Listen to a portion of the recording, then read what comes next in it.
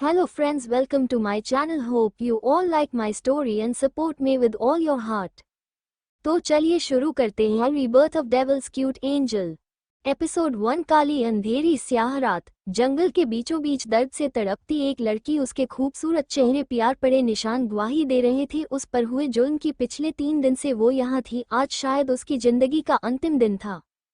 उसके कपड़े मार पीट की वजह से थोड़े फट गए थे, जिसमें उसकी सुनहरी त्वचा दिख रही थी, तीखे नैन नक्श बाली। वो लड़की दूध सी गोरी एनेचाई थी, प्यार सांवली भी नहीं थी। उसका वो सुनहरा रंग उसे बहुत सुंदर बना रहा था। इस हालत में भी उसका मासूम सा चेहरा किसी को भी अपना दीवाना बनाकर रख दे, ऐसी थी वो लड़की। उसके ठीक सामने एक लड़का था जिसे टॉर्चर किया जा रहा था। वो लड़की भीख मांग रही थी उसकी जान बख्शने को। उस लड़के को मारने के लिए आयरन स्टिक का यूज कर रहे थे। वो लड़का दर्द से तड़प रहा था। ऐसा लग रहा है मानो वो आयरन स्टिक उसकी त्वचा को जला रही है। वो बहुत दर्द में है, लेकिन उसके मुंह से आवाज तक एनेचाई निकल रही थी। थोड़ी देर बाद उस जंगल में कुछ लोग आए, जिसमें 2 अधेड़ उम्र के पति पत्नी, 2 जवान लड़के और एक लड़की थी। मोम, मैंने कहा था आपको मार डालो इस कुटिया को, इसने मुझसे मेरा प्यार छीन लिया, इसको जीने का कोई हक नहीं है। वो अधेड़ उम्र की औरत ने कहा, बेटा बस आज की रात थी, इसके पास वैसे भी वो शेयर हमारे नाम हो गए हैं, अब इसका हमारे लिए कोई फायदा नहीं है।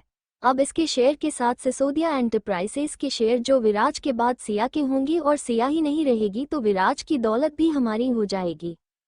कामिनी ने कहा, विराज सिर्फ मेरा था, उसका पैसा प्रॉपर्टी सब मेरा था, पर इसकी वजह से मेरे विराज ने मुझे कभी देखा ही नहीं। तभी जमीन पर पड़ी उस लड़की ने मासूम सी नजरों से देखकर कहा, कामिनी दी, आप तो राहुल से प्यार करती थी ना, मैंने आपसे विराज को कैसे छिना? मैं तो उनको जानती भी नहीं थी, अंकल ने ही मेरी शादी उनसे करवाई है। कामिनी ने कहा, ओ रियली मेरी प्यारी बहना ट्यूम पत्ता है, तुम अपने पति को नहीं जानती थी, पर तुम्हारा पट्टी तो तुम्हारे पीछे पागल है। तुम पर आने वाली मुश्किल पहले सॉल्व कर देता था। कितनी बार तुम्हें मारने की कोशिश की, पर हर बार उसने ट्यूम बचा लिया, पर अब नहीं। देखो अपनी आंखों से देखो कैसे ग्रेट बिजनेसमैन विराज सिसोदिया अपने घुटनों पर आ गया तुम्हारे लिए, तुम जैसी मामूली लड़की को बचाने के लिए, पर तुम तो इससे प्यार नहीं करती ना। तभी दूसरा लड़का आगे आया जिसका नाम राहुल है। राहुल ने कहा, उस पीटते लड़के को देखकर, कैसा लग रहा मेरे दोस्त, क्या तुम ठीक हो? तुम्हें पता है तुम्हें ऐसे देखकर मुझे बहुत बुरा लग रहा है, you know it is hurting me here. हंसते हुए, तुम्हारे साथ रहकर मेरी पहचान क्या रह गई थी? कौन जानता था तुम्हें? मेरे दादाजी ने तुम्हारे पिता को गोद लिया था। कौन जानता था तुम्हारे पापा को? उन्होंने मेरे डैड का हक भी ले लिया। सिसोदिया खानदान का कानूनन वारिस था मैं, पर मेरे दादाजी ने सब कुछ तुम्हारे नाम कर दिया। सब छीन लिया तुमने मुझसे, गुस्से और नफरत से। पर अब खोने की बारी तुम्हारी है विराज सिसोदिया, मैं तुमसे तुम्हारी जीने की वजह, तुम्हारी सिया ही छीन लूंगा। जोर जोर से हंसते हुए विराज ने कहा, राहुल तुम्हें मुझे मारना है मार दो, पर सिया को छोड़ दे, वो मासूम है, उसे कुछ पता नहीं है। तुम्हारी दुश्मनी मुझसे है, उसे छोड़ दो। सिया बिना पलके झुकाए विराज को देख रही थी, जिस इंसान से उसने कभी बात नहीं की। 1 हफ्ता पहले जब भूख हड़ताल पीआर बैठ गई तो विराज को अस से मिलना पड़ा था, और उसने मिलकर ही विराज से तलाक की मांग रख दी थी। तब विराज ने अस से कहा था कि वो इस जन्म में तलाक नहीं देगा। आज सिया अपनी बातों को याद करके रो रही थी। वो जानती थी विराज उससे प्यार करता था, वो सब जानती थी, फिर भी वो उससे सीधे मुंह बात भी नहीं करती थी। उसकी आंखों पर पट्टी बंधी थी उसके बहन के प्यार की। सिया को याद आता है सिया आराम से रह सके, इसलिए विराज उससे मिलता नहीं था। वो उसकी हर खुशी का ध्यान रखता था, सब कुछ बर्दाश्त कर लेता था। आज वो इंसान उसकी जिंदगी के लिए भीख मांग रहा था। सिया की आंखों से आंसू बह रहे थे। तभी कामिनी ने उसके बालों को पकड़ा और थप्पड़ मार के कहा, तुम मनहूस हो। जब पैदा हुए तो अपने माँ बाप को खा गई, फिर अपनी खूबसूरती से हर जगह अटेंशन ले जाती, स्टडी में भी तुमने मुझे नीचा दिखाया, फिर विराज का दिल भी तुम पर आ गया। सब तुम्हारे इस चेहरे का दोष है। कामिनी की हंसी इस वक्त बहुत डरावनी थी। दिव्यम, तुम हमेशा से इसे पाना चाहते थे ना, आज रात ये तुम्हारी है। विराज ने कहा, हाथ मत लगाओ मेरी सिया को राहुल, वो तुम्हारी भाभी है, तुम कैसे कर सकते हो इसके साथ ऐसा? वो मासूम है, छोड़ दो उसे। राहुल ने कहा, ना आप मेरे भाई हो ना सिया मेरी भाभी, तुमने मुझसे छिना है उसे, तो सजा तो उसे भी मिलेगी ना, और तुम्हें भी दर्दनाक मौत मिलेगी। मेरे भाई कह के वो उन सबके पास चला गया।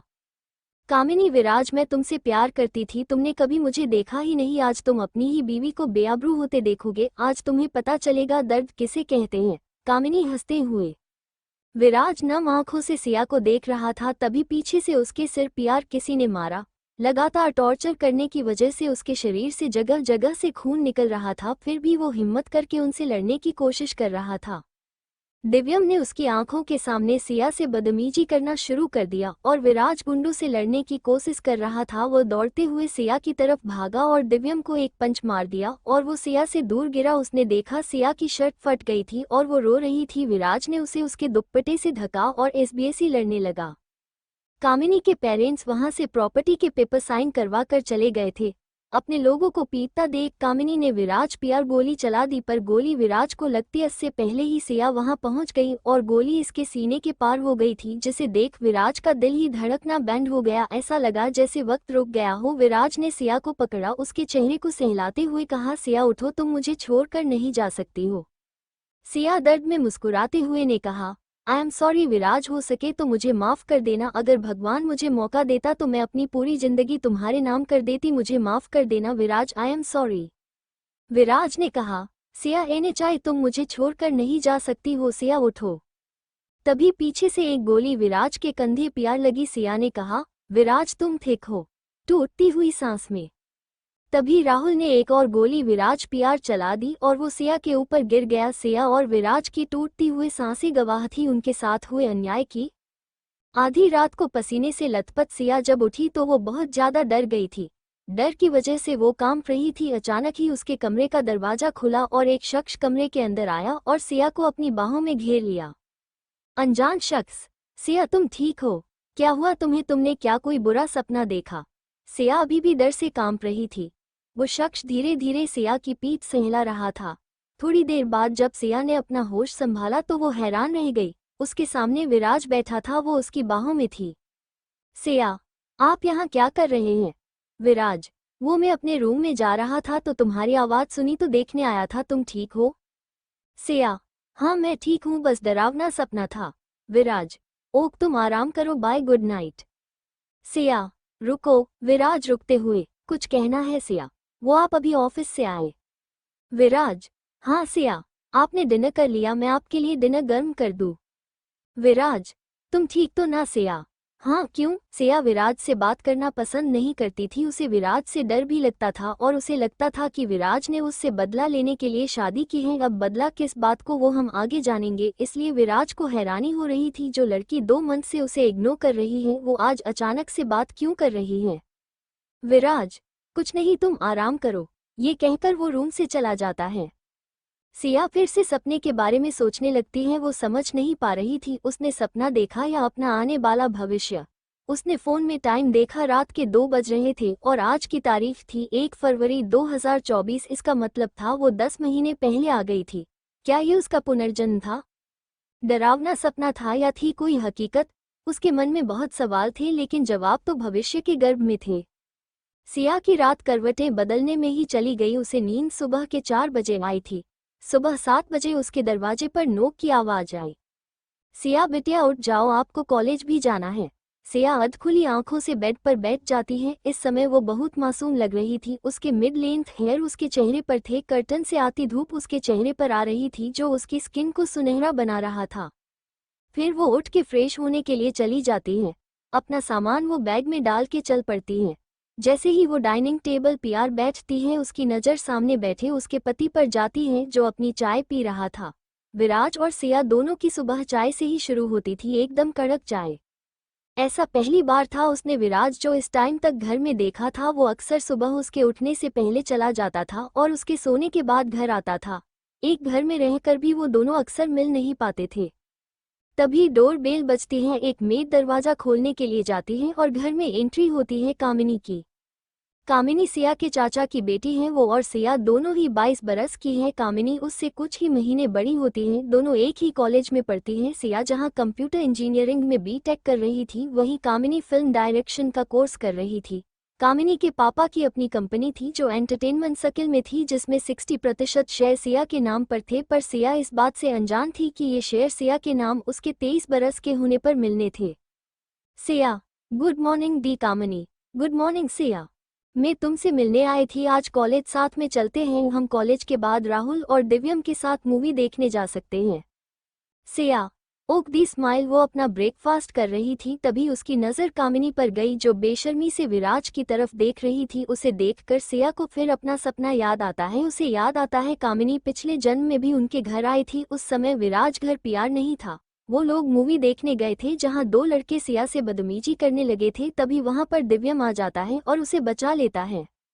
वो दिव्यम से इम्प्रेस हो जाती है, पर वो नहीं जानती थी कि वो गुंडे कामिनी ने अरेंज किए थे सिया को अपने जाल में फंसाने के लिए, और सिया दिव्यम को अपने सेवियर के रूप में देखने लग जाती है। सिया अपने सपने की हकीकत जानने के लिए उनके साथ चलने के लिए तैयार हो जाती है। विराज सिया और कामिनी दोनों को इग्नोर करके वहां से अपने ऑफिस निकल जाता है। विन कामिनी और सिया अपने कॉलेज के लिए सिसोदिया एंटरप्राइजेज _7 कार बिल्डिंग में एंट्री करती हैं। वहीं मिडिल वाली कार का दरवाजा जब बॉडीगार्ड खोलते हैं तो विराज पूरे स्टाइल में बाहर निकलता है, कूल। इस टाइम उसे कोई लड़की देख ले तो वो विराज पर पूरी तरह फिदा हो जाएगी। उसका सांवला रंग, 6 फीट हाइट, टाइट मसल्स जो उसके कपड़ों की फिटिंग से पत्ता लग रहे थे। 31 की उम्र में भी वो 25 साल का लग रहा था। गाड़ी से बाहर निकलते ही वो सीधा रिसेप्शन एरिया से होते हुए लिफ्ट की तरफ गया। उसके साथ उसका पीए अमन था जो उसे उसकी मीटिंग्स के बारे में बता रहा था। लिफ्ट 20 फ्लोर पर आकर रुकती है जिसमें से विराज बाहर निकलता है और अपने केबिन की तरफ बढ़ता है। विराज का केबिन काफी बड़ा था। उसके एक साइड में एक बड़ी बुक सेल्फ थी, उसके साथ एक बड़ी अलमीरा थी जिसमें ट्रांसपेरेंट ड्रॉअर थे इंपॉर्टेंट फाइल्स रखने के लिए। ग्रे व्हाइट कॉम्बिनेशन से बने इस आलीशान ऑफिस में एक लाइट पिंक और ब्लू कॉर्नर भी था जो एक्सेप्शन था, जिसके बारे में हम आगे जानेंगे। अमन सिया की सिक्योरिटी को बढ़ा दो, आज वो बाहर मूवी के लिए जा रही है। अमन, क्या हुआ सर? मैम, पर कोई खतरा है क्या? विराज, वो कामिनी के साथ जा रही है और तुम जानते हो कामिनी उससे नफरत करती है। अमन, मैं शैडो गार्ड को अलर्ट कर देता हूँ। अमन विराज का पीए ही नहीं बल्कि वो इंसान था जो विराज को सबसे ज्यादा जानता था। किस तरह दिन रात मेहनत करके उसने सिसोदिया अंपायर खड़ा किया था। जब उसके दादाजी ने कंपनी के 20% शेयर बेचकर विराज के पापा को बिजनेस के लिए डायर थे, बाकी के 80% राहुल के पापा के पास थे जो उन्होंने धीरे धीरे करके डुबा दिए। इसलिए राहुल का मन ना था कि वो पैसे उसके दादा ने दिए हैं तो उन पर हक भी उसका ही है, विराज का नहीं। विराज, ओक अब तुम जाओ। अमन, जी सिर। Sunshine international college. कॉलेज खत्म होने के बाद कामिनी राहुल और दिव्यम के साथ मिलकर सिया का वेट कर रही थी। जब सिया रानी, सिया की बेस्ट फ्रेंड यानी कि राइमा मेहरा के साथ बाहर आई। राइमा को कामिनी और उसकी गैंग पसंद आने चाहिए थी और कामिनी को भी रैनी पसंद नहीं थी, लेकिन वो सिया को कुछ नहीं कह सकती थी क्योंकि कामिनी सिया की सिस्टर थी। उसने उन्हें देख करके सिया से, रैनी, ठीक है सी यू, मैं जा रही हूँ, तुम अपना ध्यान रखना और घर पहुँच के मुझे मैसेज कर देना।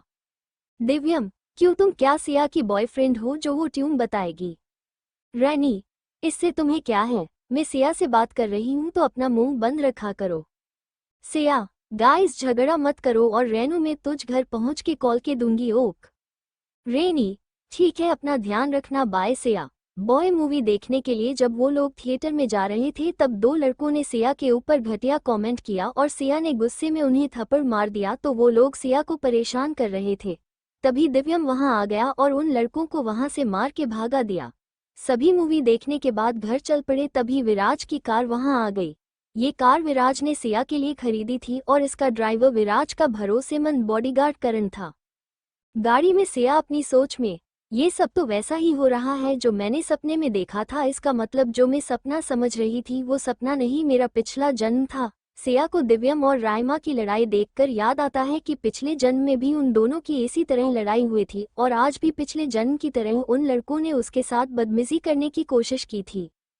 रात को सिया घर आकर अपने कमरे में आकर सो गई। वो और विराज अलग अलग रूम में सोते थे। सिया ने शादी के बाद अलग रूम की डिमांड कर दी थी जिसे विराज ने पूरा भी कर दिया। सिया कभी भी विराज के कमरे में नहीं गई थी, लेकिन विराज हमेशा सिया के सोने के बाद उसके कमरे में आता था और उसे प्यार से निहारता था। उसके पास यही वक्त होता था सिया को देखने का, इसलिए वो जानबूझ के जल्दी घर एने चाहे आता था। वहीं दूसरी तरफ एक पॉश इलाके में हवेली थी जो बाहर से देखने में ही आलीशान लग रही थी, लेकिन उस हवेली के पीछे कुछ 500 मीटर दूर एक कैद खाना भी था। चारों तरफ गार्ड फैले हुए थे। हवेली की सुंदरता देखते ही बनती थी। हवेली में एक कपल बैठा था, उनके पीछे एक फैमिली पोर्ट्रेट था जिसमें उन कपल के अलावा 2 लड़के और एक लड़की थी। देखने में एक हैप्पी फैमिली लग रहे थे। वो औरत उस आदमी से, वीर को आए इतना वक्त हो गया है, वो अभी तक आया क्यों नहीं है? वही कैदखाने में 2 लड़कों को बहुत बुरी हालत में रखा गया था, उन्हें किसी ने बेरहमी से पीटा था। वो लड़के सामने खड़े लड़के से रहम की भीख मांग रहे थे, पर सामने खड़े उस शख्स को कोई फर्क नहीं पड़ रहा था। तभी उस लड़के की आवाज वहां गूंजी, बहुत शौक है तुम लोगों को दूसरी लड़कियों पर गंदे कमेंट करने का ना, चलो आज तुम्हारा शौक पूरा कर देता हूँ। मैं तुम्हें मारूंगा नहीं, बीएस तड़पाऊंगा इतना कि तुम्हें मौत आसान लगे, हंसते हुए कहता है। उसकी हंसी कमरे में मौजूद हर शख्स को कांपने पर मजबूर कर रही थी। तभी उसका असिस्टेंट एक टूलबॉक्स लेकर आ गया। उस शख्स ने एक लड़के के हाथ को पकड़ा और उसमें चाकू घुसा दिया। इन्हीं हाथों से तुमने उसका हाथ पकड़ा था ना? क्या हो अगर मैं इस हाथ को ही काट दूं? हंसते हुए वो शख्स उस लड़के के हाथ से चाकू निकाल करके उसकी उंगलियों पर चलाने लगता है। वो लड़का चिल्लाते हुए कहता है, मुझे छोड़ दो, मैंने कुछ एनेचाई किया, हमें पैसे दिए थे। एक लड़की ने रोते हुए उसने कहा। वो शख्स थोड़ी देर रुका, फिर तो भी तुमने मेरी बीवी को छुआ, उसके साथ गलत करने की कोशिश की, मैं तुम्हें कैसे छोड़ दूं? ये कहकर वो शख्स दोबारा उन्हें टॉर्चर करने लगा। जब वो मरने की हालत में पहुंच गए तब अंडस को अमन, इन दोनों को जैकी के पास ले जाओ, उसकी भी पार्टी हो जाएगी। जी हाँ, ये शख्स विराज ही था जिसके शैडो गार्ड ने उन दोनों लड़कों को उठा लिया था। उन्हें टॉर्चर करने के बाद विराज ने उन दोनों को जैकी, जो कि एक टाइगर था, उसके पास भेज दिया। जैकी विराज को जंगल में मिला था, तब वो कुछ महीने का छोटा सा बच्चा था और वो जख्मी हालत में था। विराज ने उसका इलाज करवाया और उसे वापस जंगल में छोड़ दिया, पर जैकी वहां से फिर विराज के पास आ गया और अब वो विन रहता था। विराज ने उसके लिए बड़ा जंगल रिजर्व किया हुआ था, उसमें और भी जानवर रहते थे, लेकिन जैकी की वजह से कोई भी अनजान इंसान इस एरिया में नहीं आता था, इसलिए ये कैदखाना भी इसी जंगल में बनाया था। थोड़ी देर बाद हवेली में विराज अपने पेरेंट्स के साथ डिनर कर रहा था, तभी एक 20 साल की लड़की वहां आती है। उसके साथ लगभग एक 25 साल का लड़का भी डाइनिंग हॉल में आता है। लड़की, big bro I missed you so much, आप घर भी नहीं आते हो और आप भाभी को भी हमसे मिलने के लिए नहीं लेकर आए हो। Pouty lips, confused face, confused face. ये लड़की विराज की बहन महक सिसोदिया है, जो 23 ईयर की है और अब अपने भाई की कंपनी में जॉब करती है। ये पार्ट टाइम मॉडलिंग भी करती है, जो इनका शौक है। तभी वो लड़का, ये इस बिग ब्रो, मैं भी भाभी से नहीं मिला हूँ। विराज, ओ रियली अथर्व, अथर्व, ओ कोक, मैं भाभी को जानता हूँ पर वो तो मुझे नहीं जानती ना, मेरा मतलब उनके लिए तो मैं उनका सिर्फ दोस्त हूँ जिसने उनकी हेल्प की थी। उन्हें क्या पता उस दिन वो गुंडे रहने के लिए नहीं, उन पर हमला करने के लिए भेजे थे। फ्लैशबैक, विराज और सिया की शादी से 3 मंथ पहले की बात थी। रैनी और सिया अक्सर पार्क में जाना पसंद करती थी। उस दिन बारिश का मौसम हो रहा था और सिया ने ड्राइवर को आने से मना कर दिया था कि रैनी उसे उसके अंकल आंटी के घर छोड़ देगी। रैनी और सिया पार्क से जा रहे थे, अचानक वहां 3 गुंडे आ गए और वो उन दोनों को परेशान करने लग गए। खराब मौसम की वजह से पार्क में कोई भी एनेचाई था। सिया और रैनी अपनी जान बचाने के लिए वहां से भाग रही थी। उन्हें इतनी भी याद नहीं थी कि रैनी की गाड़ी वहां है। वो लोग भी उन दोनों का पीछा करने लगते हैं। भागते हुए रैनी हील्स की वजह से नीचे गिर जाती है। सिया दौड़ती हुई उसके पास आती, तभी वो गुंडे रैनी के पास आ जाते हैं और उसे थप्पड़ मार देते हैं। तुम्हारी हिम्मत कैसे हुई भागने की, हैश तुझे तो मैं बताता हूँ, ये कहकर उसने एक और थप्पड़ रैनी को मत दिया। सिया, छोड़ दो रैनी को, उसने कुछ नहीं किया है, रोते हुए वो लड़के हंसते हुए, अरे वाह, आज तो मस्त माल मिला है, मजा आएगा आज तो। रैनी और सिया वहां डर से कांपते हुए खड़े थे क्योंकि रैनी के पैर में मोच आ गई थी, वो चल नहीं पा रही थी। रैनी, सिया भाग यहाँ से, सिया मैं तुम्हें छोड़कर नहीं जाऊंगी। रैनी, रैनी प्लीज सिया, ये लोग हमें नहीं छोड़ेंगे, तुम भाग जाओ यहाँ से। तभी उस रास्ते से 3 गाड़ियां निकली। 2 लड़कियों को रोड पर अकेले देखकर उन्होंने ब्रेक लगा दी थी। बीच की गाड़ी से अथर्व बाहर निकला, उसके बॉडीगार्ड ने उन तीनों लड़कों को घेर लिया। सिया, प्लीज हमारी मदद कीजिए, ये लोग हमें परेशान कर रहे हैं, इन्होंने मेरी फ्रेंड को मारा भी, लाउडली क्राइंग, लाउडली क्राइंग। रैनी के दोनों गालों पर उनकी उंगलियों के निशान साफ दिख रहे थे। अथर्व ने अपने बॉडीगार्ड को कुछ इशारा किया, फिर रैनी और सिया को अपनी कार में बिठा के हॉस्पिटल चला गया। उसने विराज को फोन करके सब्स्टिट्यूशन बीटीटीए दी थी। विराज ने उन तीनों गुंडों को बुरी तरह से टॉर्चर करके जिंदा जैकी के सामने डाल दिया था। उनकी चीखों से जंगल गूंज उठा था। पहले से ही विराज के टॉर्चर से अधमरे हो चुके थे। जैकी ने थोड़ी देर में ही अपने दोस्त मौली, ये जैकी के लिए विराज ही फीमेल टाइगर कब लेकर आया था, के साथ उनका काम खत्म कर दिया। विराज, अमन को फोन करके सिया के अंकल से कांटेक्ट करो, उन्हें बेस्ट डील ऑफर करो, मुझे सिया चाहिए किसी भी कीमत पर। फ्लैशबैक एंड अथर्व, वो तो बस इसी वजह से मैं सिया भाभी से मिला था और हम अच्छे दोस्त बन गए। मिस्टर राजवीर सिसोदिया, विराज के फादर, विराज हमें लगता है आपको सिया की कम से कम बताना चाहिए, उनकी फैमिली भी है, उसे भी हक है हमारे बारे में जानने का। मिसेज अनाहिता सिसोदिया, विराज के मदर, हाँ वीर बेटा, वो उन लोगों की आखिरी निशानी बची हैं हमारे पास, आपको उन्हें उनकी फैमिली से भी बचाना है, उनके इरादे हमें सही नहीं लगते हैं। विराज, डोंट वरी मॉम, रात के 11 बजे का समय था जब विराज वापस विला आया। अपने रूम की तरफ जाते समय उसने सिया के रूम का दरवाजा खोला, धीमे धीमे कदमों से वो सिया के पास पहुंचा और उसके बेड के किनारे बैठ गया। वो प्यार भरी नजरों से सिया को निहार रहा था। उसकी आंखों को देखकर कोई कह ही नहीं सकता था कि ये शख्स इतना क्रूर हो सकता है। उसकी आंखों में सिया के लिए बेशुमार प्यार था। वो मेरे हर किस्से में है, मेरे जिस्म के हर हिस्से में है, मेरे ख्यालों में है, मेरे ख्वाबों में है, मेरे दिल में है, मेरी धड़कन में है। या खुदा, क्या इतना होने के बाद भी वो मेरे हाथों की लकीरों में नहीं है। थोड़ी देर सिया को देखने के बाद विराज अपने कमरे में आकर सो गया। आधी रात के समय सिया आराम से अपने कमरे में सोई हुई थी। अचानक उसका शरीर पसीने से लथपथ होने लग गया। ऐसा लग रहा था मानो वो कोई बुरा सपना देख रही थी। सिया चिल्लाना चाहती थी लेकिन उसके मुंह से कोई आवाज नहीं निकल रही थी। वो तड़प रही थी, उसकी आंखों से नींद में ही आंसू निकल रहे थे। लेकिन सिया ने सपने में ऐसा क्या देखा जिस देख वो तड़प उठी थी। सिया के सपने में एक दर्दनाक मंजर, सिया के सामने उसके दोस्त रैनी की बॉडी पड़ी थी। उस पर जख्मों के निशान थे, मानो उस लड़की को बहुत मारा गया हो। बेसुध सी पड़ी वो लड़की सिया से, सियू अपना ख्याल रखना, टूटती हुए आवाज में, मुझे जाना होगा, मेरा अथर्व मेरा इंतजार कर रहा है, smiling face smiling face. Siya, Rani तुम लोग मुझे छोड़कर नहीं जा सकते हो, मैं कैसे रहूंगी तुम्हारे बिना, लाउडली क्राइंग प्लीज रेनू। रैनी, सिया मेरी बात मानो, भाग जाओ यहाँ से। उन अंडस्को लोगों ने करण, सिया का बॉडीगार्ड और अथर्व दोनों को बेरहमी से मार दिया। लाउडली क्राइंग, इससे पहले वो तुम तक पहुंचे, भाग जाओ यहाँ से। मैंने विराज जीजू को इन्फॉर्म कर दिया है, वो तुझे बचा लेंगे। दर्द में तड़पते हुए, प्लीज सिया भाग जा, कहते कहते रैनी सिया की बाहों में ही दम तोड़ देती है। सिया पागलों की तरह दौड़ रही थी। भागते भागते वो उस जंगल में पहुंच गई थी जहां सिया को टॉर्चर किया था।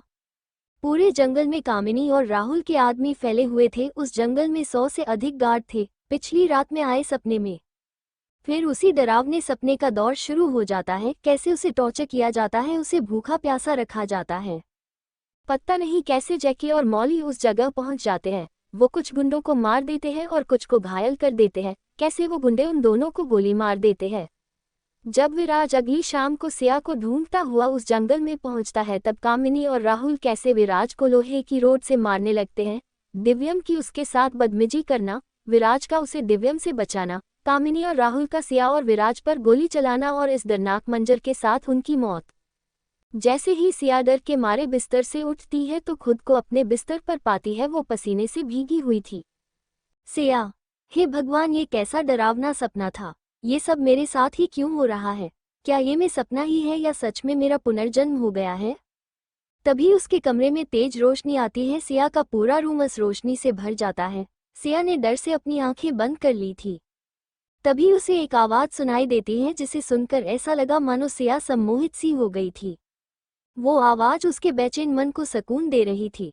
सिया, जो तुमने सपने में देखा वो महज सपना नहीं था। तुम्हें नियति ने एक और मौका दिया है, सही और गलत का चुनाव करने का, अपनों की जिंदगी बचाने का। तुम्हारे भोलेपन के कारण बहुत लोगों के जीवन पर असर पड़ा है। तुम्हें ये नया जीवन अपनी गलतियों को सुधारने के लिए दिया है, इसे व्यर्थ मत गंवाना। भगवान हर कदम पर तुम्हारी रक्षा करे, कहकर वो रोशनी कमरे से गायब हो जाती है। उस रोशनी के कमरे से जाते ही सिया उस सम्मोहन से भी बाहर निकल गई। इसका मतलब कामिनी भी मुझसे नफरत करती थी। Confused face. उन्होंने पिछले जन्म में मुझसे जुड़े सब लोगों को तड़पा तड़पा कर मार दिया। सिया आंखों में गुस्सा भरकर, पर इस बार उन लोगों को मैं हर्ट करने का मौका नहीं दूंगी। ये लड़ाई मेरी है, इसे मुझे ही लड़ना होगा। वहीं दूसरी ओर हवेली में मिस्टर सिसोदिया, अनाहिता, हमें समझ नहीं आ रहा हम क्या करें। मिसेस सिसोदिया, राजवीर, हम जानते हैं आप वीर के लिए परेशान हैं, पर हमें हमारे बच्चे पर विश्वास रखना होगा। आप जानते हैं वीर सिया से उस वक्त से प्यार करता है जब उसने पहली बार सिया को अपने हाथों में पकड़ा था। मिस्टर सिसोदिया, हम कैसे भूल सकते हैं वो दिन जब सिया के पैदा होने के बाद सबसे पहले वीर ने ना उसे पकड़ा पर उसे वापस देने से भी मना कर दिया। Green, open mouth smile. वो हमेशा कहता था सिया उसकी है, उस पर सिर्फ सिया का हक है। लेकिन हम एक बाप भी हैं अनाहिता, जिन लोगों ने अपने सगे भाई भाभी को पैसों के लिए मरवा दिया, क्या वो सिया को छोड़ देंगे ये जानते हुए कि सिया के नाम उसके 60% शेयर कुछ महीने बाद हो जाएंगे? मिसेस सिसोदिया, सिया के लिए विराज किसी भी हद तक चला जाएगा, आप भी ये बात जानते हैं। हमें अपने बेटे पर पूरा भरोसा है, वो सिया और अपना ध्यान रख लेगा, आप चिंता मत करिए। कल हम महागुरु से मिलने जाएंगे, उन्होंने ही विराज को हमारी खाली गोद में देकर हमारी खाली जिंदगी में रंग भर दिया था। स्माइल, वो जरूर हमारे बच्चों की रक्षा करेंगे। मिस्टर सिसोदिया, ठीक है अनहिता, हम कल ही जाएंगे। कौन थे सिया के माता पिता? सिसोदिया विला, विराज सुबह सिया के उठने से पहले ही घर से निकल गया था। जब वो ऑफिस पहुंचा तो अभी तक कोई भी एम्प्लॉय काम पर नहीं आया था। ऑफिस टाइमिंग सुबह 9 बजे से शाम 6 बजे की थी, लेकिन विराज सुबह 7 बजे आ जाता था और रात को भी 10 बजे तक वहां काम करता था। इसलिए आज सिंघानिया एंटरप्राइजेस का पूरे देश में नाम था। लेकिन दूसरी वजह ये भी थी कि वो सिया को फेस नहीं करना चाहता था, क्योंकि सिया का उसे देखकर अनदेखा करना उसे हट कर जाता था। ऑफिस में आकर वो अपने केबिन में आकर अपना काम करने लग जाता है। आधे घंटे बाद अमन पा भी वहां आ जाता है। वो 2 कप कड़क अदरक वाली चाय बना कर लाता है। 1 कप विराज को पास करके खुद सोफे पर बैठकर चाय पीने लगता है। उसे देख विराज सिर्फ अपना सिर हिला देता है, मानो ये उसका रोज का काम है। थोड़ी देर बाद वो ब्रेकफास्ट मंगवा कर विराज के सामने टेबल पर रख देता है और खुद विराज का आज के दिन का शेड्यूल बनाने लग जाता है। ब्रेकफास्ट करके वो प्लेट वहां से हटा देता है। विराज उसे देखकर, अमन, मुझे लगता है तुम एक अच्छी वाइफ बनने के लिए परफेक्ट हो। Open mouth smile. अमन, क्या फेयरफुल मैं वाइफ कैसे बन सकता हूँ? Don't change my gender angry. Aman न सिर्फ विराज का पा है, वो उसका अच्छा दोस्त भी है। अमन 26 साल का लड़का है जो दिखने में क्यूट है, अच्छी हाइट है, पर उसकी क्यूटनेस की वजह से वो लड़कियों और लड़कों दोनों का ही क्रश बना हुआ है और विराज भी ये बात जानता है, इसलिए उसे इस बात पर चिढ़ाता है। वो अलग बात है कि हमारा क्यूटी मार्शल आर्ट्स में ट्रेंड है और एक अच्छा फाइटर और शूटर भी है। अमन की लाइफ में उसकी बहन के अलावा कोई नहीं है जिसे उसने पढ़ने के लिए लंदन भेज दिया है। अमन वीर का ख्याल एक बड़े भाई की तरह रखता है। शायद ये उसके नेचुरल इंस्टिंक्ट थे, जैसे वो अपनी बहन का ख्याल रखता था वैसा ही वो विराज के लिए भी था। फिर वो दोनों ही अपने काम में व्यस्त हो जाते हैं। आज विराज को फैक्ट्री में इंस्पेक्शन के लिए जाना था। कुछ न्यू मशीन आई थी, वो भी देखनी थी। उनकी फैक्ट्री कंपनी से 2 घंटे की दूरी पर थी। विराज, अमन, लंच के बाद मेरी मीटिंग्स कैंसिल कर देना, आज हमें फैक्ट्री भी जाना है। अमन, ओके बॉस। दूसरी ओर विला में जब सिया सोकर उठी तब तक सुबह के 10 बज रहे थे। कॉलेज में 3 दिन के हॉलीडेज थे तो उसे जल्दी भी नहीं थी सुबह उठने की। वो उठकर फ्रेश हो जाती हैं और हॉल में आ जाती हैं। सोफे पर बैठकर वो मीना आंटी जो वहाँ कुक थी उन्हें आवाज़ लगाती हैं। मीना आंटी, आज खाने में मुझे पनीर का पराठा खाना है। मीना आंटी, ठीक है बिटिया, तुम टीवी देखो, हम अभी बनाई देते हैं। तभी उसका फ़ोन रिंग होता है। उस पर कामिनी का कॉल आ रहा था। पहले तो उसने कॉल रिंग होने दिया, फिर लास्ट रिंग पर उठा लिया। हेलो डी, कैसे हो आप? कामिनी, मैं ठीक हूँ सिया। ओके डी, कुछ काम के लिए फ़ोन किया है क्या? कामिनी, सिया, मैं सोच रही हूँ क्यों न हम लोग आज क्लब चले, अब तो कॉलेज भी बंद है। सिया, जोर कुछ सोचकर, दी, आज तो मैं और रैना शॉपिंग के लिए जा रहे हैं और रात के टाइम में बाहर नहीं रह सकती हूँ। आप तो जानती है ना, विराज ने मेरे लिए कुछ रूल सेट किए हैं। Pensive face. See you baby, तुम्हें विराज से डरने की कोई ज़रूरत नहीं है। वो खुद लेट घर आता है और कौन जाने वो किस किस के साथ वक्त बिताता फिरता है। उसने तुम्हें घर में कैद कर लिया है। सिया, कामिनी दी, मैं जानती हूँ आपको मेरी चिंता है, पर मैं ठीक हूँ यहाँ। आप अपना मूड ठीक करो और चलो शॉपिंग पर मिलते हैं। आप भी आ जाओ, हम शाम को सिटी मॉल जा रहे हैं। कामिनी, ठीक है, सी यू, शाम को मिलते हैं। सिया फ़ोन काट देती है। उसे याद था पिछले जन्म में वो बिना विराज को बताए क्लब गई थी जहां दिव्यम और काम्या ने मिलकर उसकी ड्रिंक में ड्रग मिला दिया था, जिसके असर से उसे कुछ समझ नहीं आ रहा था। उसकी तबीयत बहुत खराब हो गई थी। उसे पसीने आ रहे थे। जब वो फ्रेश होने के लिए वॉशरूम जा रही थी तब नशे में धुत एक आदमी ने उसे मोलेस्ट करना शुरू कर दिया। वो तो सही वक्त पर विराज के गार्ड्स ने उसे बचाकर विराज को इन्फॉर्म कर दिया था। विराज ने उसे हॉस्पिटल में एडमिट करवाया था और उसके घर से बेवजह बाहर जाने पर भी रोक लगा दी थी। अब हर जगह विराज के गार्ड उसके साथ जाते थे। सब कुछ याद करके, साई, सिया, इस बार मुझे अपनी गलतियां नहीं दोहरानी है, चाहे कुछ भी हो जाए। मैं इस बार उन लोगों के धोखे में नहीं आऊंगी। कामिनी, उस बिच ने क्लब जाने से मना कर दिया। कंफ्यूज्ड फेस राहुल, क्यों? कामिनी, वही तुम्हारे भाई के रूल। स्मर्क स्मर्क, समझ में नहीं आता। ऐसा है क्या उसमें जो विराज उसके पीछे पागल बन गया है? I just hate her. Rahul, इतनी नफरत है तो उसे रास्ते से हटा क्यों नहीं देती हो? कामिनी, हटा देती, नफरत भरे लहजे में, लेकिन उसके नाम की शेयर प्रॉब्लम है। वो शेयर वो किसी के भी नाम अपने 23वें जन्मदिन पर ही कर सकती है। इससे पहले अगर उसे कुछ होता है तो वो 60% शेयर ट्रस्ट में चले जाएंगे। हमारे पास कुछ भी नहीं बचेगा। पापा के नाम पर 15% शेयर है और मेरे नाम पर 5%। बाकी के 20% शेयर दूसरे शेयर होल्डर्स के पास है। इसलिए अभी 7 महीने उसे और झेलना पड़ेगा। सोचा था इन कुछ महीनों में उसकी जिंदगी नरक बना दूंगी, पर विराज ने उससे शादी करके मेरा पूरा प्लान ही चौपट कर दिया। पाउटिंग। वहीं अनाहिता और राजवीर, विराज के पेरेंट्स, गुरुजी के आश्रम में आ गए। गुरुजी का आश्रम शहर की आबो हवा से दूर उत्तराखंड में था।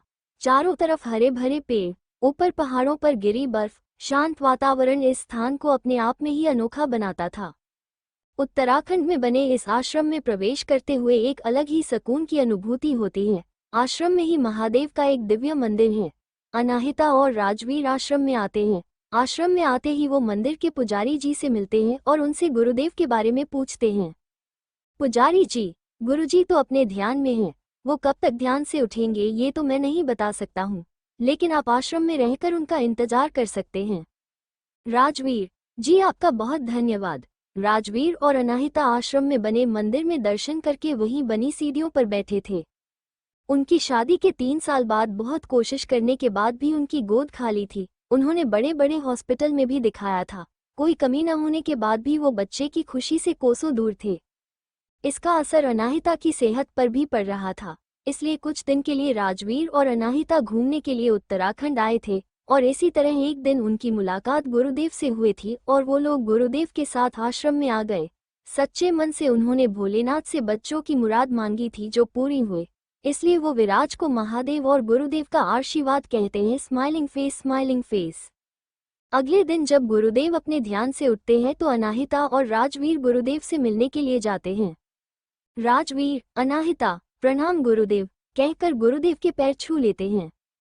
गुरुदेव, सदा सौभाग्यवती रहो, सदा खुश रहो। राजवीर, बाबा, हम आपसे विराज के बारे में बात करना चाहते हैं कहकर वो विराज की कुंडली गुरुदेव के हाथों में दे देते हैं। गुरुदेव ध्यान से थोड़ी देर विराज की कुंडली का अध्ययन करते हैं, फिर राजवीर से कहते हैं, तुम्हारे बेटे की जिंदगी पर संकट के बादल लहरा रहे हैं। उसे सावधान रहने की अत्यधिक आवश्यकता है। बाहर के लोगों से इतना खतरा नहीं होता है जितना खतरा अपनों से होता है। सतर्कता में ही बचाव है। ये साल तुम्हारे पुत्र के जीवन में कई बदलाव लाएगा। उसकी पत्नी का साथ उसे कभी कमजोर तो कभी ताकतवर बनाएगा। साथ मिलकर ही वो अपने जीवन में आने वाले संकटों से मुक्त हो सकते हैं। महादेव हर संकट से तुम्हारे पुत्र की रक्षा करें कहकर गुरुदेव वहां से चले जाते हैं। गुरुदेव से मिलकर वो दोनों वापस दिल्ली के लिए निकल पड़ते हैं। शाम के समय सिया और रैना सिटी मॉल में शॉपिंग कर रही थी। रैना, सीयू, मुझे तुम्हारे साथ शॉपिंग पर आना था यार, तुमने कामिनी को क्यों बुलाया? सिया, अरे वाह यार, मैंने बताया तो मैं क्लब नहीं जा सकती हूँ उनके साथ, इसलिए टाइम स्पेंड करने के लिए शॉपिंग करने को कह दिया। रैना, मुझे वो पसंद नहीं है। Smirk smirk. सिया और रैनी बातें कर रही थी तभी कामिनी अपनी एक और दोस्त रेवा के साथ आती है। कामिनी सिया को अपने गले लगाते हुए, कैसे हो तुम? मुझे तुम्हारी बहुत फिक्र हो रही थी। सिया, दी मुझे क्या हुआ है, मैं तो ठीक हूँ। कामिनी, तुम बहुत भोली हो बेबी। विराज ने तुम्हें घर में कैद कर लिया है और तुम कह रही हो तुम ठीक हो। Confused face. वो खुद आराम से अकेला घूमता है। तुमने वो न्यूज़ तो सुनी ही होगी ना जिसमें कह रहे थे कि फेमस मॉडल श्रुति देसाई विराज को डेट कर रही है। 2 दिन पहले ये न्यूज़ बहुत ट्रेंडिंग में थी। रैना, जीजू ने सिया को कहाँ कैद किया है? ये तो मॉल में घूम रही हैं, शॉपिंग कर रही हैं, और अगर जीजू ने किसी चीज को मना किया है तो जरूर कोई वजह होगी।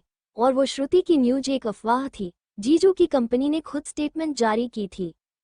कामिनी, मैं तुमसे बात नहीं कर रही हूँ, समझी? एंग्री रहना, मुझे भी तुमसे बात करने का कोई शौक नहीं है।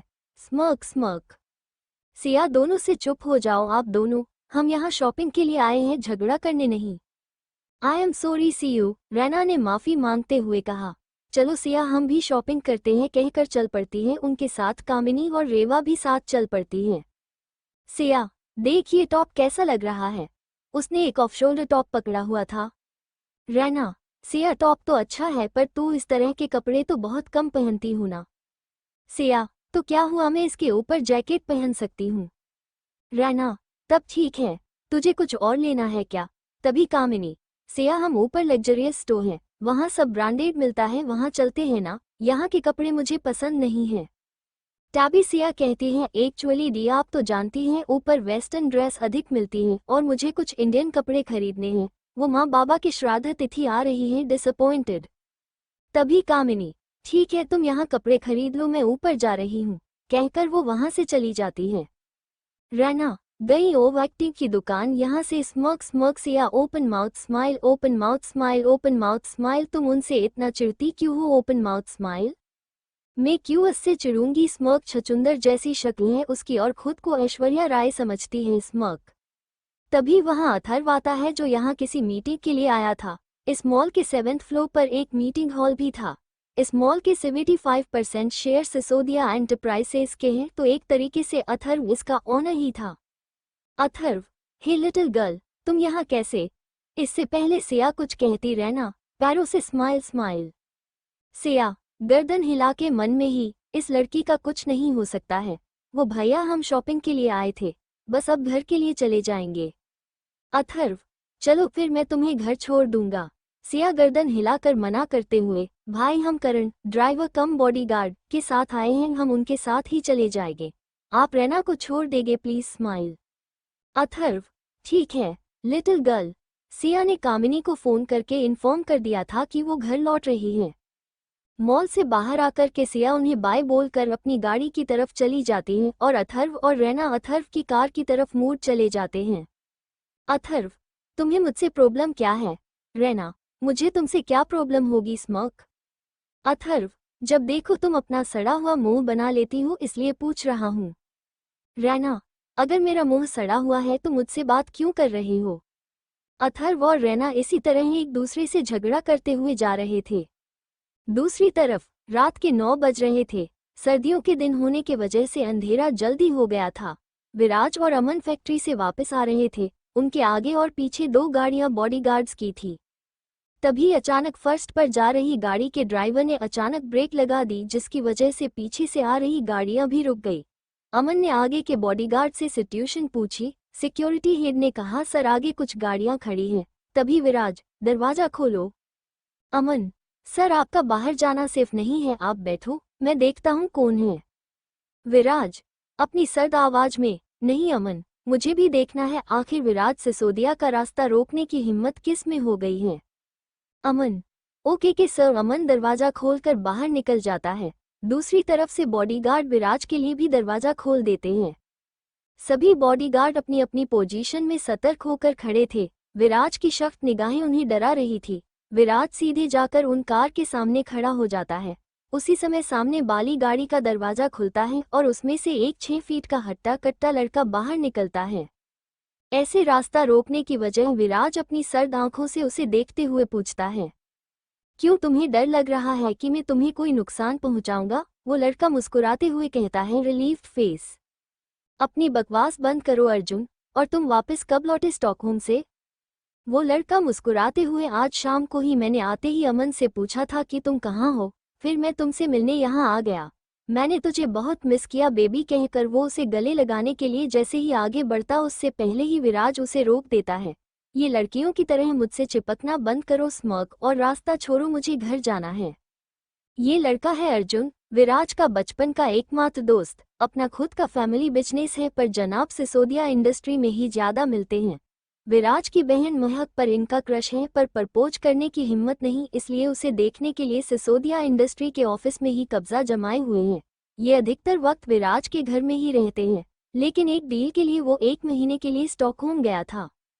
फिर भी अर्जुन बेशर्मों की तरह विराज को जोर से हग करके उसके गाल पर थ्रोइंग किसेस कर देता है, जिसे देख पीछे खड़े अमन की हंसी निकल जाती है। विराज इरिटेट होके उसे कहता है, अगर तुम्हारा हो गया तो अब चले। फिर अमन से, तुम्हें बड़ी हंसी आती है आजकल, कल तक मुझे मल्होत्रा के प्रोजेक्ट की फाइल अपने टेबल पर चाहिए। अमन, फेयरफुल, पर सर मैंने क्या किया? तभी अर्जुन, क्यूटी तुमने कहाँ कुछ किया, तुम इतने प्यारे हो, स्माइलिंग फेस, कोई तुमसे काम कैसे करवा सकता है, कहकर वो उसे हक करने ही वाला होता है जब अमन, सर मैं गाड़ी स्टार्ट करवाता हूँ, ये कहकर वो वहां से भाग जाता है। अर्जुन, अब इसे क्या हुआ, स्माइल विद ए हेलो। वहीं विराज भी उसे सड़क में छोड़कर अपनी गाड़ी में बैठकर वहां से निकलने लगता है। उन्हें जाता देखकर अर्जुन कहता है, स्मर्क, इन लोगों को मेरी कदर ही नहीं है। मुंह फुला कर वहां से अपनी गाड़ी में बैठ जाता है। विराज के घर गाड़ी ले चलो, आज रात मैं वहीं रहूंगा। हप। थोड़ी देर बाद विराज और अर्जुन दोनों घर आ जाते हैं। अमन अपने अपार्टमेंट लौट गया था जो कंपनी की तरफ से उसे मिला था। विराज और अर्जुन ने मीना आंटी को डिनर लगाने के कहा और खुद फ्रेश होने के लिए चले गए। सिया उस वक्त अपने स्टडी रूम में किसी सॉफ्टवेयर पर काम कर रही थी। वो कंप्यूटर इंजीनियरिंग की स्टूडेंट है। उसकी उंगलियां कीबोर्ड पर नाच रही थी। उसका पूरा फोकस अपनी कोडिंग पर था।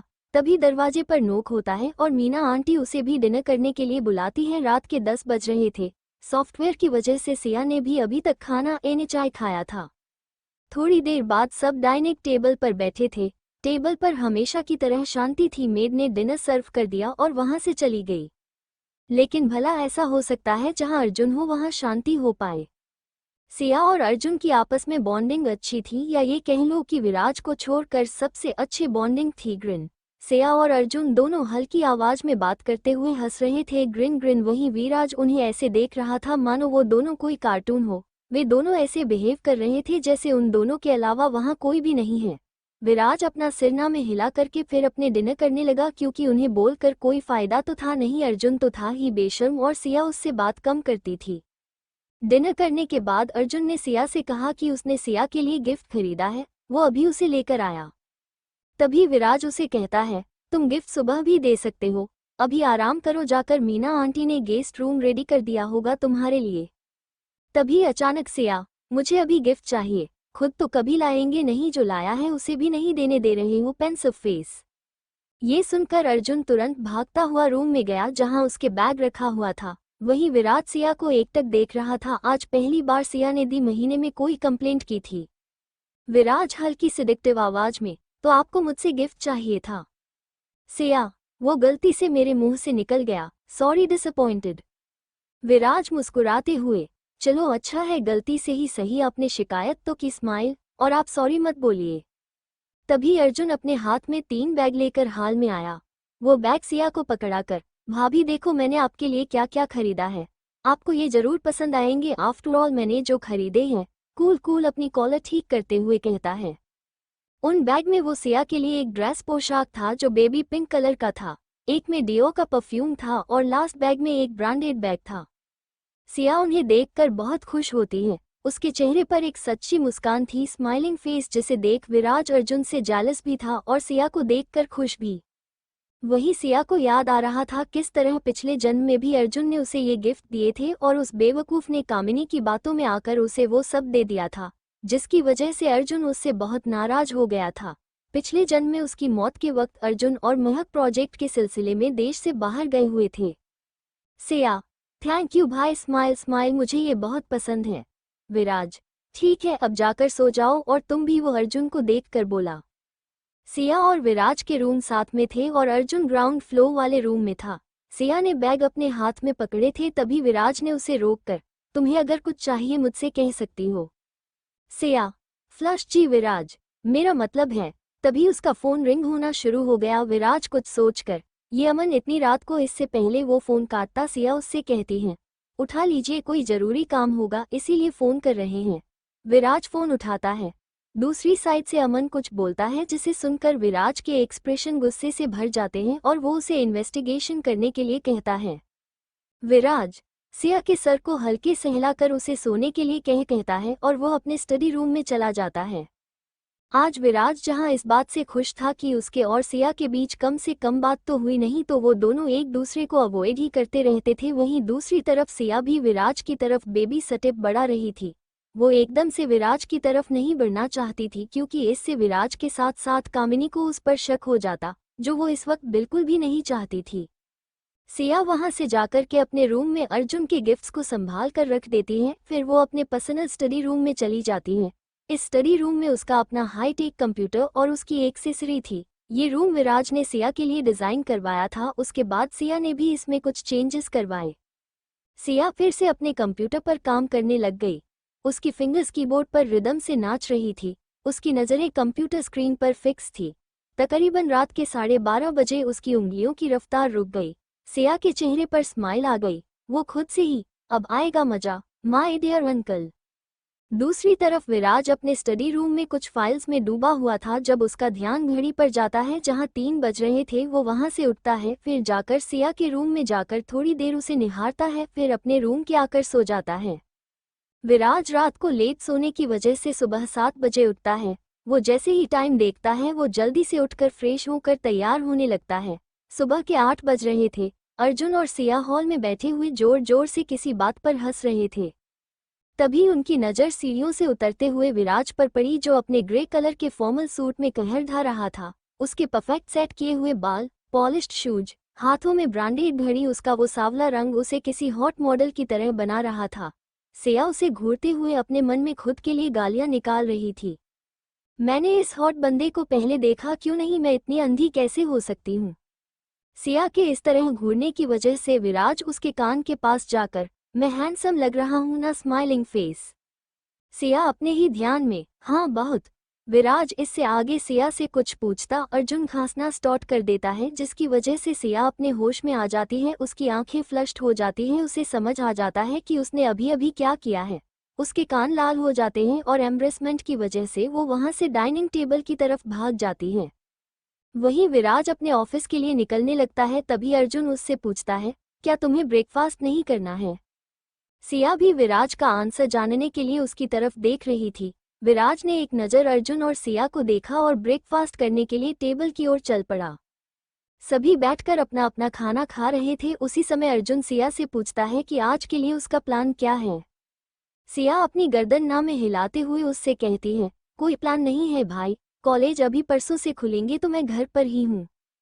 तो तुम हमारे साथ ऑफिस क्यों नहीं चल पड़ती हो। अर्जुन एक्साइटेड होकर सिया से कहता है, लेकिन जवाब में सिया विराज की तरफ देखती है। उसका इशारा देखकर अर्जुन भी विराज की तरफ देखता है, जो आराम से अपना ब्रेकफास्ट कर रहा था। उन दोनों की घूरती हुए नज़रों को देखकर विराज उनसे पूछता है, क्या है, क्या चाहिए तुम दोनों को। तो अर्जुन हिम्मत कर रस से कहता है कि वो सिया को अपने साथ ऑफिस ले जाना चाहता है, जिस पर विराज उसे सख्त मना कर देता है। आज नहीं, मेरी इंपॉर्टेंट मीटिंग्स है। सिया कल हमारे साथ चल सकती है, कहकर अर्जुन ने अपना फैसला उन दोनों को सुना दिया। सिया मेरे साथ ऑफिस जाएगी तो तुम अपनी मीटिंग्स करते रहना, वो मेरे केबिन में रेस्ट कर सकती है। ये सुनकर विराज अपने दांत पीसते हुए अर्जुन से कहता है, अर्जुन कपूर, तुम्हें नहीं लगता कि तुम्हें कपूर इंडस्ट्रीज पर भी ध्यान देना चाहिए। पाउटिंग हर वक्त सिसोदिया एंटरप्राइजेज में पड़े रहते हो। विराज के गुस्से को देखकर सिया ऑफिस जाने के लिए मना ही करने वाली थी। तभी अर्जुन बोल पड़ा, अरे तुम तो गुस्सा हो गए बेबी ग्रिन, मैं तो मजाक कर रहा था। सिया तुम कल हमारे साथ ऑफिस चलना, आज तुम घर पर ही अपने कंप्यूटर से खेलो ग्रिनिंग कैट फेस। अर्जुन को इस तरह पार्टी बदलते देख सिया अपना सिर हिला देती है, नो माउथ फेस। अर्जुन भाई तो डेविल से इतना डरते हैं तो स्माइल विद हॉर्न्स, डेविल से उसकी बहन का हाथ कैसे मांगेंगे। Very cat face. सिया अपने पिछले जन्म की वजह से महक और अर्जुन के बारे में जानती थी, क्योंकि सिया ने ही अर्जुन की मदद की थी महक से उसकी फीलिंग्स को कन्फेस करने में। सिया हाँ में अपना सिर हिला देती है। विराज और अर्जुन ऑफिस के लिए निकल जाते हैं। अर्जुन अलग काम में बैठा था, क्योंकि वो जानता था उसने सोते हुए शेर को छेड़ दिया है, जो अब उसे छोड़ेगा तो बिल्कुल भी नहीं, तो अपनी भलाई के लिए वो आज अस से दूर ही रहने वाला था।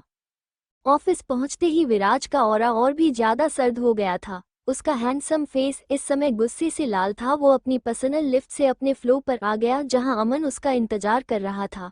उसके पीछे पीछे अर्जुन भी उसके केबिन में बॉडीगार्ड के साथ आ रहा था, जिसे बॉडीगार्ड विराज के कहने पर ला रहे थे। विराज को देखकर जहां अर्जुन का डर से बुरा हाल था, वहीं अमन अपना चेहरा नॉर्मल रखने की कोशिश कर रहा था, लेकिन उसके चेहरे पर आए पसीने से ये साफ पता चल रहा था कि वो अंदर से कितना डरा हुआ था। प्रोजेक्ट की डिटेल्स कब लीक हुई थी अमन, मैंने तुम्हें इस मैटर को? वहीं अमन डरते हुए, सर कल रात को जैसे ही मुझे पता चला मैंने आपको इन्फॉर्म कर दिया था।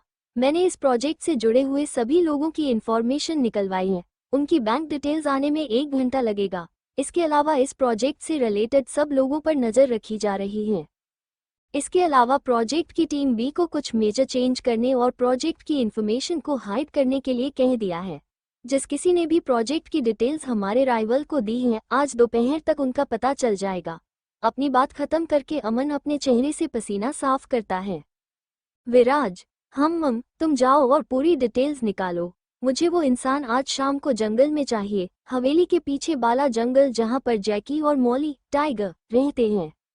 विराज के ऑर्डर सुनकर अमन चैन की सांस लेता है और वहां से जाने लगता है। उसके पीछे पीछे अर्जुन भी वहां से भागने की फिराक में था। तुम कहाँ जा रहे हो? Arjun Kapoor angry angry angry. Viraj की सर्द आवाज सुनकर अर्जुन मर गया। यार, आज स्माइल विद हॉर्न्स डेविल से मुझ मासूम को कौन बचाएगा? अर्जुन पीछे मुड़कर ग्रिन ग्रिन ग्रिन दांत दिखाते हुए वो मैं क्यूटी को बाहर छोड़ने जा रहा था। वहीं अमन जल्दी से वहां से भागता हुआ अर्जुन को कोस रहा था। अपने मन में ये अर्जुन सर मुझ बेचारे को क्यों यहाँ फंसा रहे हैं? बड़ी मुश्किल से यहाँ से जान बच रही थी। हाँ तो तुम क्या कह रहे थे मेरी बीवी के बारे में? अर्जुन हंसते हुए, कुछ भी तो नहीं, वो सिया। तभी विराज ने उसे घूरा। मेरा मतलब भाभी घर में अकेले बोर हो जाएगी, इसलिए मैंने उन्हें ऑफिस आने को कहा था। सच्ची हैप्पी पर्सन। फिर विराज को मस्का लगाते हुए, इसी बहाने तुम उसे देख भी सकते हो। ग्रिन। विराज घूरकर अर्जुन को देखता है, जिसकी वजह से बेचारा अर्जुन सर झुका के फ्राउनिंग बैठ जाता है। सिया के अंकल आंटी की तरफ से कोई मूवमेंट हुए? अर्जुन, अभी तक तो नहीं हुए। वो छोटी छोटी चालें चल रही भाभी को परेशान करने की, लेकिन हर बार तुम भाभी की प्रॉब्लम को पहले ही खत्म कर देते हो। लेकिन कामिनी चुप नहीं बैठेगी। मुझे तुम्हारे भाई पर भी शक है। राहुल और कामिनी दोनों की फितरत पैसा है। मुझे लगता है इन दोनों का साथ तुझे और भाभी को किसी परेशानी में न डाल दे। विराज, उसकी टेंशन तुम मत लो। उन लोगों को चलने दो, उनकी चालें आखिर मैं भी तो देखूं ये किस हद तक जा सकते हैं। जिस दिन पानी सर से ऊपर जाने लगेगा तो मैं उन दोनों को अपने इन्हीं हाथों से मार डालूंगा। पाउटिंग पाउटिंग में उन दोनों को अपनी बीवी और दादू की वजह से बर्दाश्त कर रहा हूँ। समंदर जितना गहरा होता है उतना ही शांत रहता है, लेकिन जिस दिन इस समंदर में सुनामी उठती है तो सब कुछ तबाह कर देती है। मैं इस शांत समंदर की तरह हूँ, जब तक शांत हूँ तब तक ही सबके किए अच्छा हूँ। कहते हुए विराज एक अलग ही इंसान लग रहा था। शाम के समय जंगल में बने उस कॉटेज में 4 लोगों को कुर्सियों पर बांधा हुआ था। इनमें एक लड़की थी और 3 लड़के। तीनों लड़कों के मुंह और आंखों के आसपास जख्मों के निशान थे। वहीं उस लड़की के खूबसूरत चेहरे पर उंगलियों के निशान साफ तौर पर देखे जा सकते थे। उन चारों की इस दयनीय हालत को देखकर वहां मौजूद लोगों को कोई फर्क नहीं पड़ रहा था, मानो उनके लिए ये एक नॉर्मल सीन था। उनमें से एक लड़का अपनी अधखुली आंखों को बंद करके कहता है, पानी दे दो प्लीज, मुझे बहुत प्यास लगी है। क्यों आप लोगों ने हमें यूं बांध के रखा है? तभी दूसरा लड़का, प्लीज हमने कुछ नहीं किया है, हमें छोड़ दो। वहीं वो लड़की रोती हुई कहती है, मेरे हाथों में दर्द हो रहा है, प्लीज मेरे हाथ खोल दीजिए। आपको हमें किडनैप करके क्या मिलेगा? Loudly crying loudly crying loudly crying. लेकिन वहां मौजूद किसी को भी उनके रोने से फर्क नहीं पड़ रहा था। जिन 4 लोगों की पिटाई हुई थी वो लोग रो रहे थे, गिड़गिड़ा रहे थे, पर वहां जो गार्ड खड़े थे उन्हें देखकर लग रहा था कि वो इंसान ना होकर रोबोट्स हो। उन्हें उनके रोने से कोई फर्क नहीं पड़ रहा था। वो लोग बस शांति से ऐसे उन्हें देख रहे थे जैसे वो उनके सामने एक्सिस्ट ही न करते हो। तभी उस कॉटेज के हाल में कुछ लोगों के जूतों की आवाजें आने लगी। सभी गार्ड अलर्ट मोड पर आ गए। उन कुर्सी पर बंधे हुए चारों के सामने 4 आदमी खड़े थे। ये चारों आदमी विराज, अमन, अर्जुन और माफिया वर्ल्ड का जाना माना नाम अथर्व सिसोदिया खड़ा था, जिसे सब एस के नाम से जानते थे। एस को आज तक किसी ने नहीं देखा था। वो चेहरे पर हमेशा मास्क और आंखों पर चश्मा लगाए हुए रखता था, इसलिए करीबी लोगों को छोड़कर कोई भी नहीं जानता था कि ये एस है कौन। तुम में से कंपनी की इन्फॉर्मेशन कौन लीक कर रहा है और किसके लिए काम कर रहे हो तुम लोग? अर्जुन ने अपनी कड़कती आवाज में कहा। इस समय अर्जुन का ऑरा उस अर्जुन से बिल्कुल अलग था जो सिया और विराज के साथ रहता था। अगर बता दोगे तो आसान मौत मरोगे, और अगर तुम्हें आसान मौत पसंद नहीं है तो इससे पहले अर्जुन अपनी बात पूरी करता वो लोग गिड़गिड़ाने लग जाते हैं। सर, हमने कुछ नहीं किया, हमें तो ये भी नहीं पता कि हमें यहाँ क्यों लाया गया है, हमें छोड़ दीजिए सर।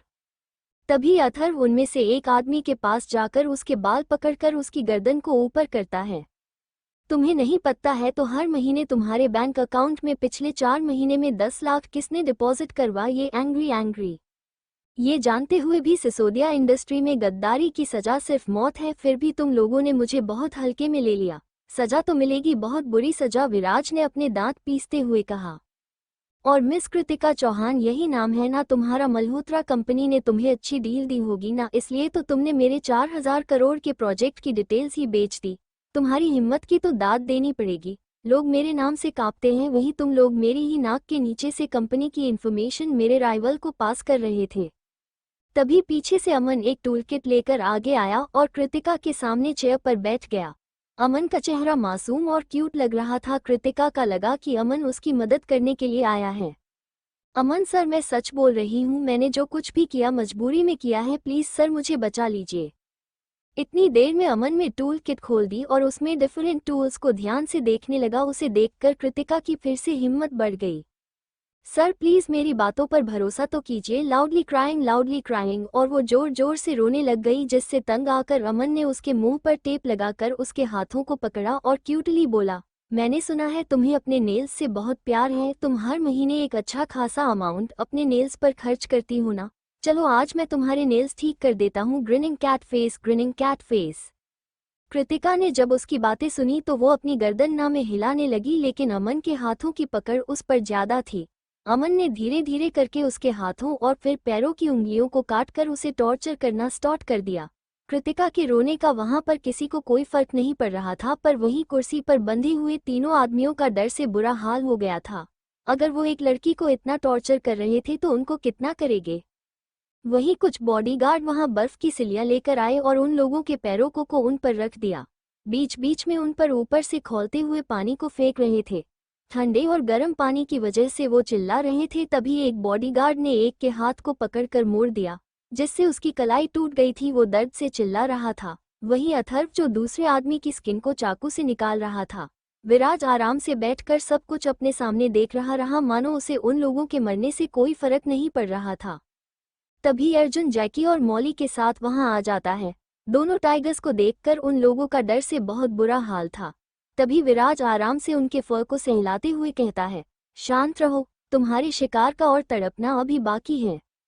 लगातार टॉर्चर और खून बहने के कारण कृतिका और उन 3 लड़कों की मौत हो गई थी। पूरे कॉटेज के में खून की स्मेल फैली हुई थी। फर्श पर पड़ा हुआ खून विराज की शैतानियत की गवाही दे रहा था। उसके बाद बचा काम जैकी और मौली ने कर दिया था। 3 घंटे के बाद वहां गूंज रही चिंखें बंद हो गई थी। कॉटेज में शांति छा गई थी। कॉटेज को अच्छी तरह से साफ करवा दो, मुझे गंदगी बिल्कुल पसंद नहीं है, कहकर विराज, अमन, अर्जुन और एस वहां से निकल जाते हैं। कॉटेज से निकलकर विराज हवेली वापस जाता है। वहां फ्रेश होकर वो और अर्जुन वापस सिसोदिया विला लौट आते हैं। दूसरी तरफ सिया अपना दिन रेस्ट करके और शाम कंप्यूटर के सामने बिता देती है।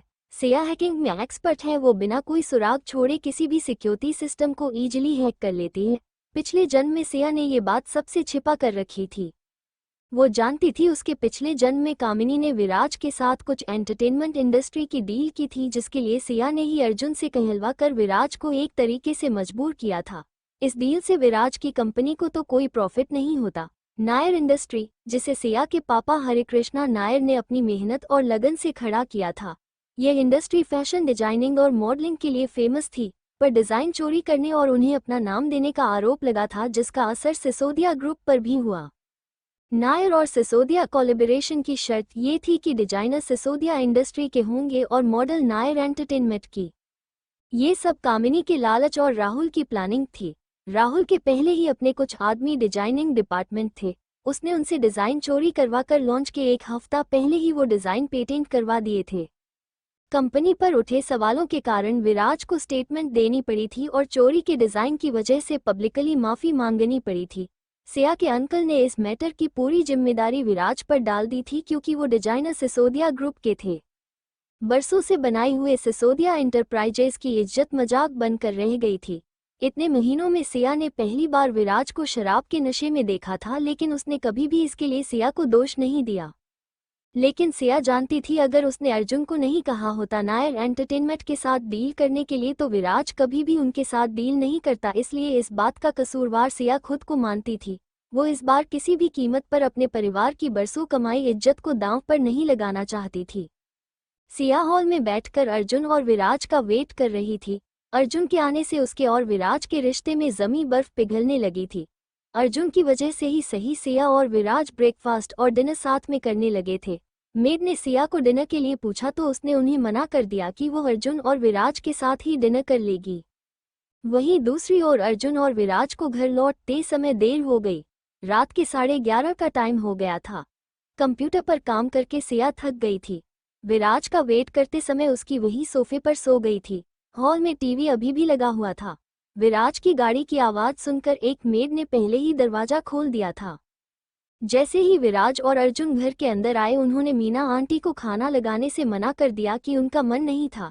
तभी मीना आंटी उन्हें कहती हैं, विराज बेटा, बिटिया ने भी अभी तक खाना नहीं खाया है, वो आपका ही इंतजार करते हुए हाल में सोफे पर ही सो गई हैं।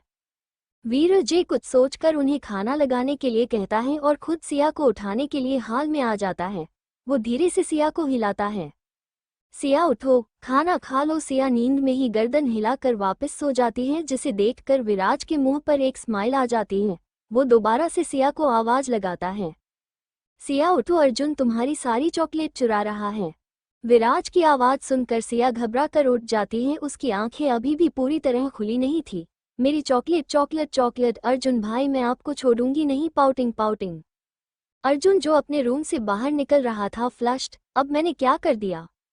वहीं सिया की बचकानी हरकतों को देखकर विराज की हंसी निकल जाती है, जिसे देखकर सिया अपनी आंखें छोटी कर उसे घूरने लग जाती है। उठो, डिनर करने के बाद फिर सो जाना, सुबह तुम्हें ऑफिस भी जाना है हमारे साथ, विराज ने अपनी उसी इमोशनलेस आवाज से कहा। डिनर करने के बाद सब अपने अपने रूम में जाकर रेस्ट करने लग जाते हैं। अगली सुबह सिया नहाकर एक लोअर टी शर्ट पहनकर बाहर आ गई।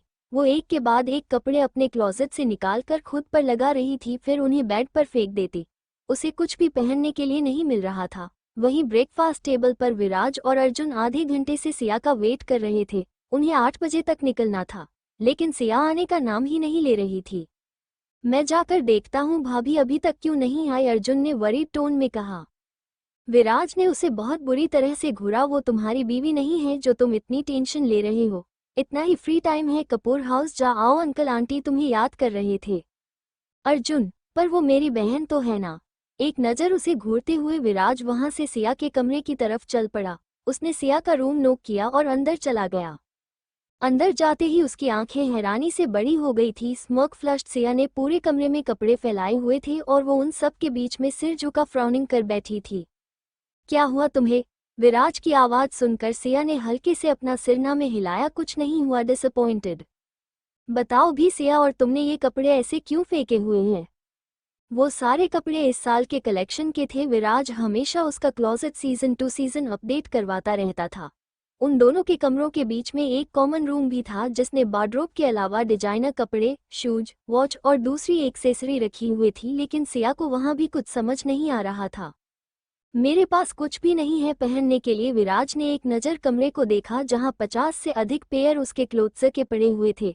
उसने सिया के लिए उसके कॉलेज के लिए सूटेबल क्लोथ्स, कुछ party gown, Indian traditional suit वगैरह लिए थे। वो ऑफिस जाने के लिए फॉर्मल ड्रेस ढूंढ रही थी, लेकिन उसके पास फॉर्मल कपड़े बहुत कम थे। वो फॉर्मल कपड़े बहुत ही रेयर पहनती थी। वो अपने जीन्स टॉप में ही खुश रहती थी। विराज ने ना में अपना सर हिलाया और फिर सिया के वार्डरोब को खोला जो कि खाली था। उसमें से सब कपड़े सिया ने बाहर जो फेंक दिए थे। फिर वो क्लोजेट रूम की तरफ बढ़ गया। वहां जाकर उसने सिया के लिए एक गर्म कपड़ों का सेट निकाला। उसके ऊपर पहनने के लिए बेगी जीन्स, एक वाइट कलर की शर्ट, उसके ऊपर पहनने के लिए स्वेटर निकाला। दिल्ली की ठंड को देखते हुए विराज ने एक सिया के लिए एक बिग वार्म जैकेट निकाला, लेकिन फिर कुछ सोचते हुए उसकी जगह एक हुडी रख दी।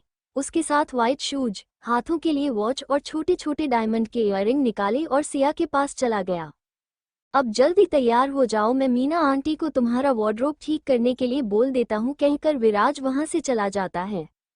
सिया जल्दी से कपड़े बदल कर मिरर में खुद को देखती है। उसने आंखों में हल्का सा मस्कारा लगाया, फेस मॉइस्चराइजर, बालों में छिपाया हुआ सिंदूर, गले में एक गोल्ड चेन थी जो विराज ने उसे शादी में दी थी। सिया मंगलसूत्र की जगह उस चेन को ही पहनती थी और उसने होंठों पर पिंक लिप टिंट लगाया था। इन कपड़ों में सिया 22 साल की जगह 18-19 साल की लग रही थी। खुद को देखने के बाद डेविल की पसंद इतनी भी बुरी नहीं है। Smiling face. वो रेडी होकर डाइनिंग हॉल में आ जाती है, जहां अर्जुन और विराज की नज़र एकटक उसे देख रही थी। ये सिया आज मुझे और यंग क्यों लग रही है? अर्जुन ने सिया को देखते हुए कहा। जल्दी अपना ब्रेकफास्ट करो, तुम्हारी वजह से हम पहले ही लेट हो गए हैं, विराज ने अपनी उसी एक्सप्रेशन लहजे में कहा, जिसे सुनकर सिया और अर्जुन दोनों का मुंह बन गया था। ब्रेकफास्ट के बाद तीनों सिसोदिया एंटरप्राइज में पहुंच जाते हैं। अर्जुन और विराज के साथ एक लड़की को देखकर सब हैरान थे। ये बात तो सब जानते थे कि विराज ने शादी कर ली है, लेकिन किससे की उसके बारे में किसी को भी पता नहीं था। आते समय भी सिया के चेहरे पर मास्क लगाया हुआ था, इसलिए कोई भी सिया की आइडेंटिटी वहां नहीं जानता था। क्या नए हंगामे लेकर आएगा सिया का विराज के ऑफिस जाना? To be continued. Thanks for watching.